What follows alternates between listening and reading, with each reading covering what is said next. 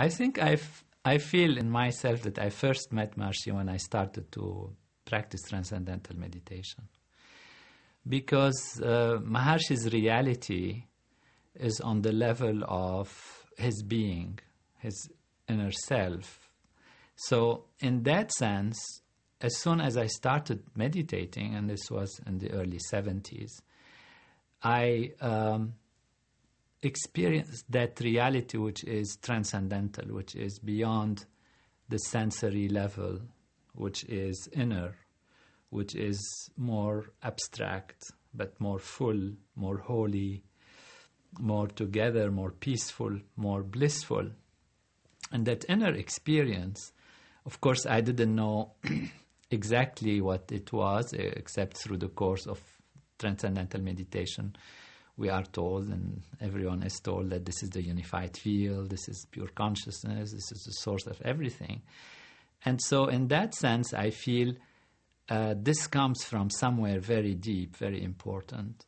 And I got very interested to follow up on that. I was a medical student, and not even medical student, I was a pre-medical student. And I had a lot to work on and a lot of studies. So I never thought I'd be able to give this knowledge more than the few minutes were already too much, 20 minutes a day, twice a day. I had so much to do, so much to study.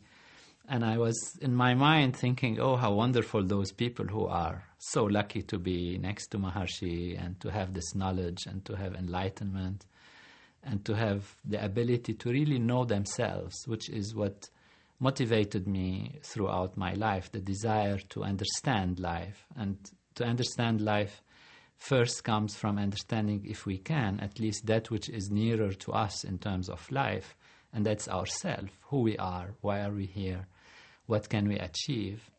And that can be on a surface level, of course, know who you are, know yourself, etc. People think know yourself means know how are your qualities, your problems, and know how to work around them and know how to achieve around them. So when you know what to expect, you can at least not have disappointments, and you can know how to develop what is good in you, what is strong in you. But in fact, know thyself took a completely new meaning with transcendental meditation.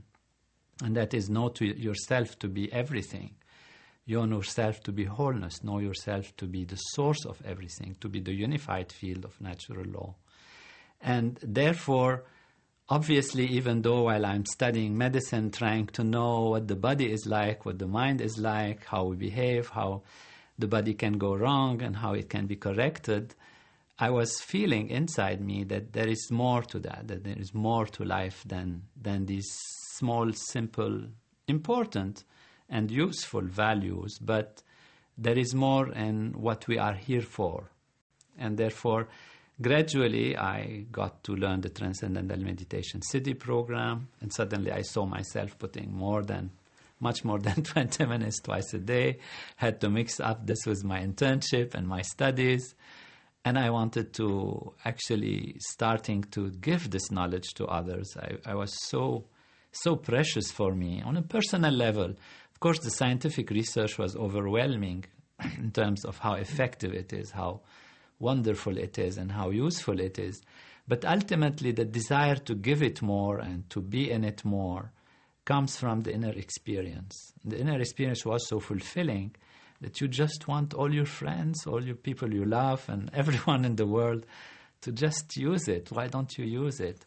And one of the things that one could do to use it is to become a teacher of transcendental meditation. So I went to Switzerland at that time, was in the 80s, just had finished my medical schooling, and met Maharishi there, was lucky to meet him there, took the course, and continued on that path. First time I saw him was in Salzburg. I was passing by and he was passing in this corridor. It was for me an incredible sight because I felt this is the person who has given wholeness from this holy tradition. It's so precious, such an enlightened experience in life, such an enlightened personality that I really wanted to meet him. And the first time I met him was in Salisbury itself, and a beautiful place in Switzerland. And there was a conference on health. I got to be there for a few minutes with him. And it was just a life-transforming experience. So when you meet Maharishi, it just fills the room. And he had such an undescriptible, really, presence that for that moment, the one thing you feel is that you are the most important thing in the world. The way he looks at you in the eyes, and he gives all his self to you. And this was during a conference where there were many scientists and doctors and all knowledge professors and teachers. And I just came to him and I offered him a flower. And he suddenly, as if everything disappeared and was just him and me.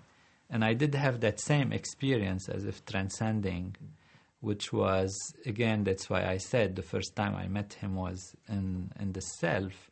And then when I met him in real, as a physical person, that same experience came very, very strongly. And on the waking, eyes open level, this transcendental feeling was permeating.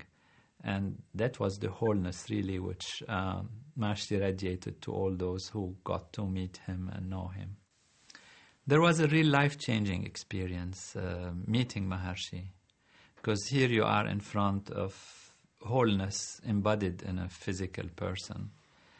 And that really was something that we all want to achieve on some level. One of the ways people grow, children grow and learn, is usually through imitation.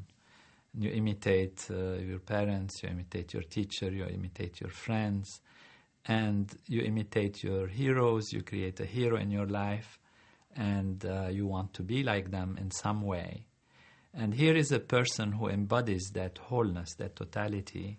And not only it's something that is given to him and that he says it's something that is a birth, kind of quality coming from some genes or some hereditary, value, but it's something that everyone can achieve. So it's like your hero telling you you can be the hero too, and I'm not here to just tell you it's difficult. To the contrary, it's very easy and everyone can do it. And it's something that is systematic and scientific and logical, and it's not a philosophy that you have to believe in. It's not a way of life that you have to adopt. You just let yourself grow within yourself, remove your stresses and strain, and your nature is to be perfect. His nature is to be happy. His nature is to be healthy. And that reality lived and experienced in a visual form in a person who himself is telling you, I'm not pretending to be a god, or I'm not pretending to be a prophet, or I'm not pretending anything. I am just a human being who got this knowledge from a tradition that allows every human being to become truly divine, truly live their fullness of life. And that is something which is life-transforming.